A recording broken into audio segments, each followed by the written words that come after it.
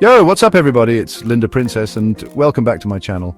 2025, it's right around the corner and there's a lot of chatter, and by chatter I mean ancient Islamic prophecies that point to this year being a major turning point in history. From the return of Jesus to global chaos, let's uncover the prophecies that could change everything. Okay, so first up we've got the Mahdi. In Islamic tradition, the Mahdi is kind of a big deal. He's like the ultimate superhero, the chosen one who's prophesied to appear when the world is drowning in chaos and corruption. Think of him as the ultimate fixer-upper, here to cleanse the world and restore justice. And let's be real, folks, the world is looking like it could use a good cleanse right now. According to these prophecies, the Mahdi isn't just some random dude who shows up with a cape and a can-do attitude. He's supposed to emerge during a time of intense tribulation, when the world is teetering on the brink. And guys, 2025 is looking like it might just fit the bill. The prophecies suggest that 2025 could be the year we start to see the stage being set for his arrival. Alright, moving on to chapter 2 of the End Times saga. This chapter delves into one of the most fascinating and debated topics in religious prophecies. Now, this one's a real head-scratcher for some, told you so moment for others. The return of Prophet Isa, aka Jesus. It's a concept that bridges multiple faiths and has intrigued scholars for centuries. Yeah, you heard that right. Jesus makes a comeback in Islamic prophecies too. This isn't just a Christian narrative. It's a significant part of Islamic eschatology as well. In Islamic theology, Jesus is a revered prophet, a messenger of God, but not the Son of God. His role is unique and highly respected, transcending the boundaries of different religious beliefs. We see him as a super chill dude who performed miracles, preached peace and love, and ascended to heaven. His life and teachings have left an indelible mark on history and continue to inspire millions. Islamic prophecies say that Jesus will return to earth before the day of judgment. This return is seen as a pivotal event that will herald significant changes in the world. But this time he's not coming back for a victory lap or to judge anyone. His mission is far more profound and impactful. Nope, Prophet Isa is coming back to set the record straight. His return is meant to clarify misconceptions and guide humanity towards the right path. According to these prophecies, before the world ends, a big bad dude called the Dajjal, basically the ultimate trickster, is going to show up and wreak havoc. This figure is often compared to the Antichrist in Christian eschatology. And guess who's going to take down the Dajjal? Yep, Prophet Isa. His return is seen as the ultimate showdown between good and evil. He's going to come back, unite people against this evil, and establish peace and justice. His mission is to bring harmony and restore balance in a world teetering on the edge of chaos. And let's be real, 2025 is looking like it might just fit the bill. With the world in turmoil, the idea of a savior returning to set things right has never felt more relevant. Alright, let's talk about the ultimate villain in this end times saga, the Dajjal, the Antichrist, the master of deception. This guy makes Voldemort look like a mischievous toddler. He's the embodiment of everything false and misleading, and according to Islamic prophecies, he's going to show up on the world stage like a reality TV star with a god complex. The Dajjal isn't just some dude with a bad attitude. He's described as having supernatural powers, able to perform miracles that would make David Copperfield jealous. But here's the catch. His powers are all smoke and mirrors, illusions designed to trick people into following him. Think about it. We live in a world obsessed with appearances, with influencers who curate picture-perfect lives, with deepfakes that blur the lines between reality and fiction. The Dajjal would thrive in this environment. The conditions that allow him to thrive are already in place. Chapter 4. The Great Trials, Navigating the Storms of Fitnah. We're talking about Fitnah, a term that translates to trials or tribulations. And trust me, these aren't your everyday kind of trials. We're talking about societal meltdowns, moral freefalls, and challenges that would make a Spartan warrior break a sweat. Think of it as the ultimate test of faith and resilience, a cosmic obstacle course designed to separate the wheat from the chaff. According to Islamic prophecies, Fitnah will be rampant in the end times. We're talking about widespread corruption, injustice, and conflicts that make World War II look like a playground squabble. Many scholars believe that we're already in the midst of Fitnah. 2025 might not be the year the world ends, but it could be a year when the trials and tribulations of Fitnah reach a boiling point. Alright, let's talk about Mother Nature, because according to Islamic prophecies, she's got a lot to say about the end of times. In Islamic eschatology, natural disasters aren't just random occurrences. They're seen as signs from a higher power, warnings that humanity has strayed too far from the straight and narrow. Think of it as the universe's way of hitting the reset button, a cosmic wake-up call that things need to change. And guys, the wake-up calls have been coming fast and furious lately. We're talking about record-breaking heat waves, wildfires, hurricanes, earthquakes, tsunamis, volcanic eruptions, you name it, it's happening. The increasing frequency and severity of natural disasters are hard to ignore.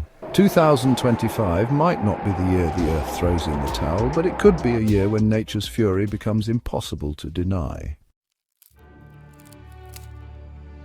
All right, let's talk about the elephant in the room, the thing that's been slowly eroding our humanity like termites in a wooden house: moral decay. This isn't just a minor issue, it's a fundamental crisis that affects every layer of our society. From the way we interact with each other to the decisions made in boardrooms and government offices, moral decay is like a virus spreading unchecked. According to Islamic teachings, one of the major signs of the end times is the widespread prevalence of immorality and injustice. These teachings aren't just ancient words, they are a mirror reflecting our current reality.